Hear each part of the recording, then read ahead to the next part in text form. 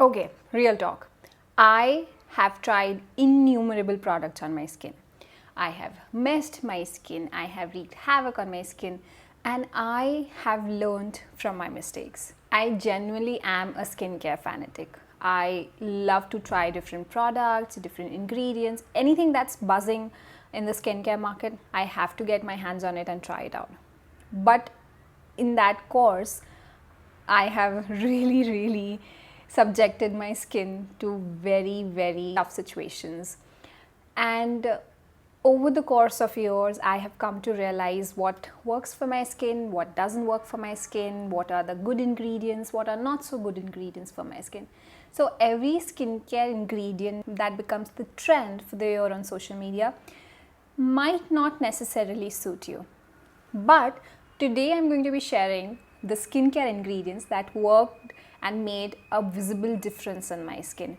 Now, disclaimer, these skincare ingredients, although are universally accepted and loved and liked by people around, might still not suit you. So do your due diligence and research and then incorporate them in your skincare routines. So, in order to get youthful, bright, radiant, glowy skin this year, let's dive right deep into all the skincare ingredients that are chef's kiss for me. Hi everyone and welcome back to my channel. My name is Shreyashi and I'm a software engineer by profession, and I like to make videos on skincare, travel, lifestyle and food. Well, today I'm going to be sharing some of the best kept skincare ingredients that suit my skin, worked wonderfully for me and might work wonderfully for you as well. So let's dive right into it. First, retinol. Of course it has to be retinol. Retinol is something I like to call my nighttime skin coach. Well, when I was first prescribed retinol, of course I had done my due diligence and I had already talked about retinol. I had already read articles and I had already seen people sharing their reviews on retinol. But I was very scared because of the purging that comes with initially introducing your skin to retinol.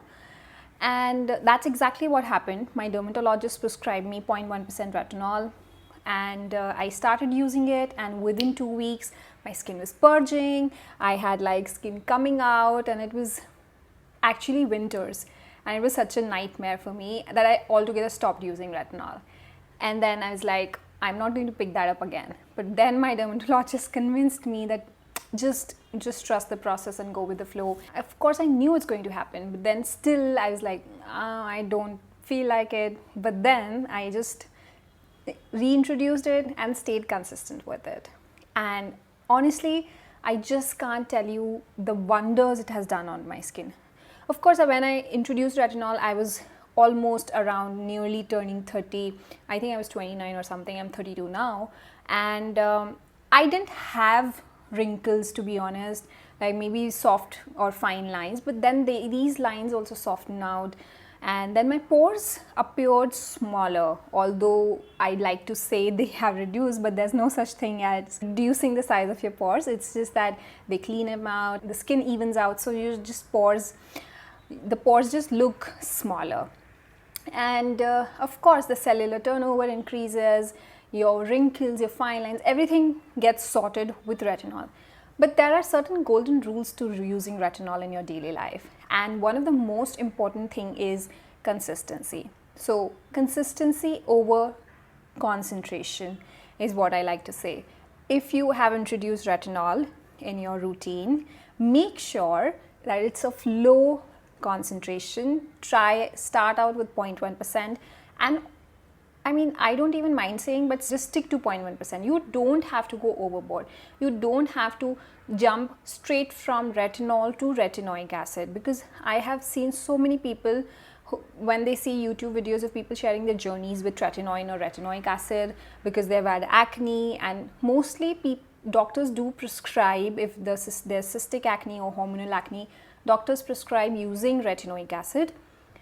But if your skin is just fine, don't force your dermat to give you retinoic acid. Just stay with retinol, because higher concentration doesn't necessarily mean that it's going to do amazing job.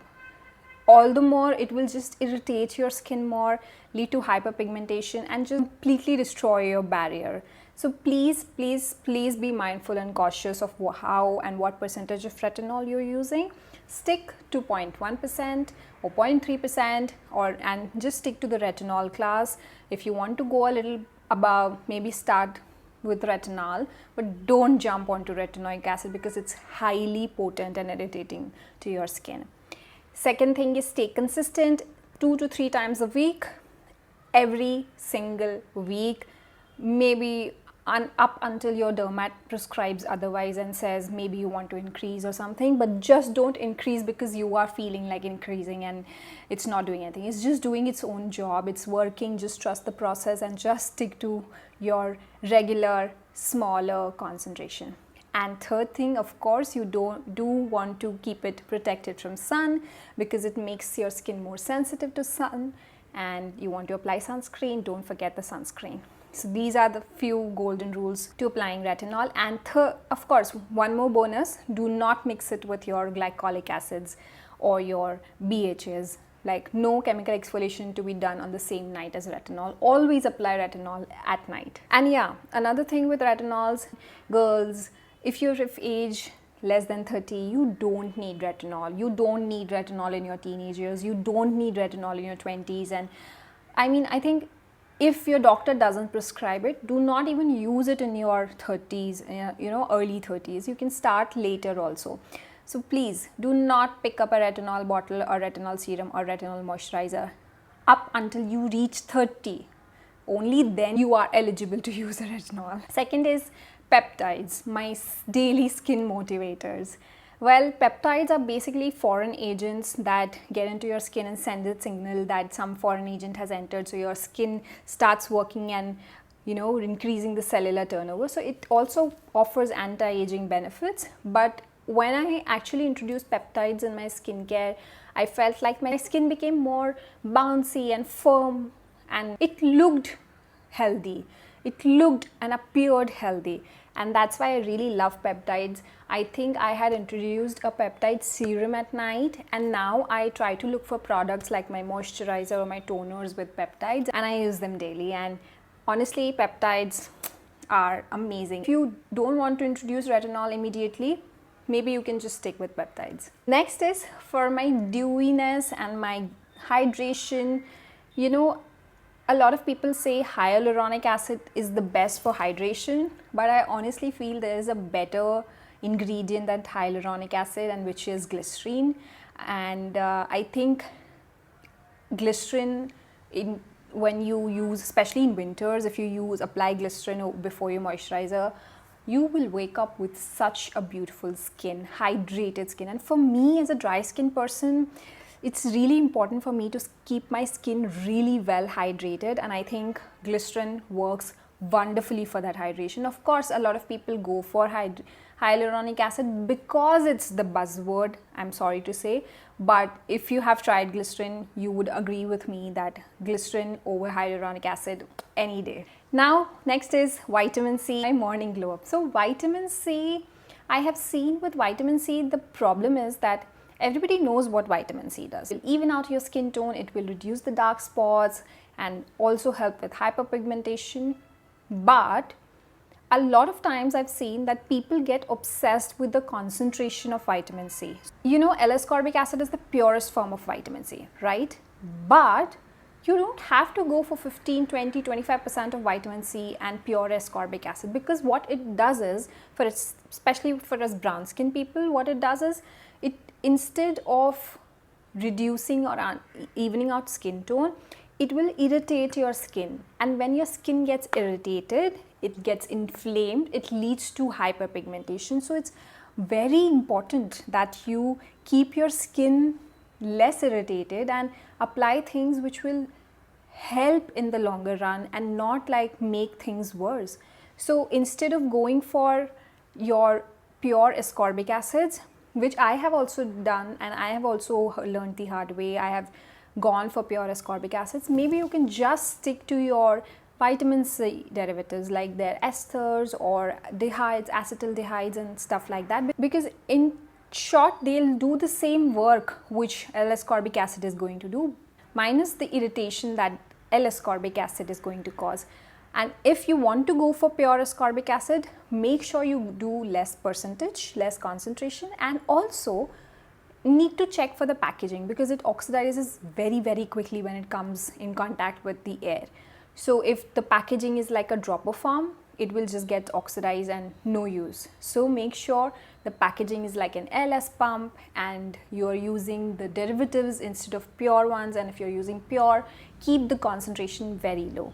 And that's exactly what I do. Next is my texture fixers, basically my exfoliators and chemical exfoliators. And if you are someone who's still using physical exfoliator on their face, I have no idea which era are you living in, because come on, you need to switch to chemical exfoliators because they are the best game-changing ingredients for your skin. If you have not used them yet, please go ahead and use it. Now, depending on your skin type, mostly oily skin people tend to gravitate more towards BHAs, which is salicylic acid, and us dry skin people tend to gravitate more towards AHAs, that is alpha hydroxy acids like glycolic acid, mandelic acid, or lactic acid. I have tried both, and honestly I like AHAs more than BHAs. BHAs don't tend to suit my skin that well, and hence I always stick to under 10% of glycolic acid or lactic acid, and for salicylic less than 2% or 2% is wonderful. You will have such beautiful skin, textured out, evened out, and no dead skin. So it will just give you the best glow of your life. If you have still not used chemical exfoliators, you got to be kidding me. You have to now. And with exfoliation, just make sure you are not overdoing it. 2 to 3 times a week is sufficient, more than sufficient. You don't need to exfoliate every single day of your life. Just 2 to 3 times a week. Do not combine it with retinol, and always follow up with a sunscreen. Next is ceramides, my skin's barrier BFF. Now with ceramides, every time I have wreaked havoc on my skin, every time I have been bad towards my skin, every time I'm like, maybe I can try this one, or maybe I can try that one, maybe, I mean, it's okay, nothing will happen, and then boom, I have the worst skin of my life. But every time that has happened, it's always those ceramide based moisturizers that I use or toners that I use that bring my skin back to its normalcy. They strengthen my skin's barrier and they protect it from anything which is affecting or inflaming it, and they also tend to make sure that my irritation, redness, any sort of inflammation is just toned down, so that I can just breathe and I'm like, okay, thank you. So definitely they are my skin's barrier BFF. And by this I don't mean that you can go and do whatever you want to do with your skin and then boom, your ceramide BFF will come back to rescue.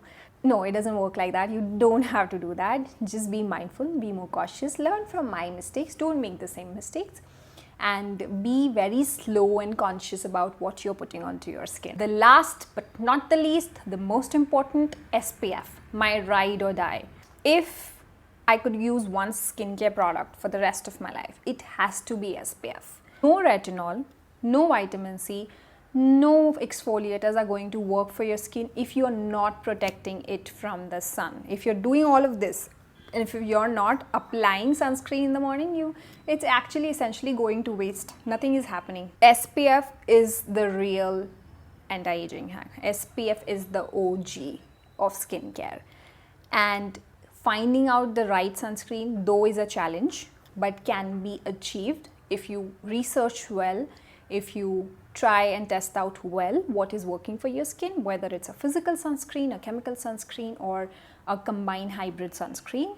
And mostly a lot of people with very sensitive skin cannot bear chemical sunscreen, so they go for physical sunscreen. The only caveat that comes with physical sunscreen is the zinc oxide in physical sunscreen tend to form a very white layer onto your skin and it takes time to melt in. But that's the only issue, otherwise it works wonderfully. And make sure you're using a good sunscreen, you're not going for the cheap ones which do not even have the ingredients that they claim that they have, right? So make sure you're using good sunscreens. If you want to invest in a good sunscreen. Rest other products don't even matter, don't even use the other products, just use a very good sunscreen. And Of course, I do tend to say reapply every few hours. I also forget. I keep reminding myself to reapply sunscreen. I use a sunscreen stick. You can use a sunscreen stick, same sunscreen, or a sunscreen spray or SPF powder, something like that, and just keep reapplying. And yeah, you will thank your skin, you will thank the sunscreen, and you will thank me for making this video. No fluff, no filters. This is what's been working for me. And skincare is very personal. It's a personal journey. You know, you need to try and test out according to your skin. Something might work, something might not work, and that's completely okay, I think. The most important thing with using any of these products is consistency. You have to be consistent to see the results. You will not see the result in one day, or you will not see the result in 1 week.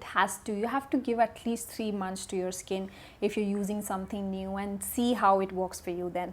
And then over the years, you know, consistency has to be for years, and then you'll see the results in your later ages, like your 40s and 50s, when you don't really have to do much to your skin because it already is taken care of well from the start. Yeah, those were my best skincare ingredients. I would love to know what are your best skincare ingredients, and maybe just comment down below and we'll chat over it, and I'll also see if I can introduce your skincare ingredients in my life and my skincare regime.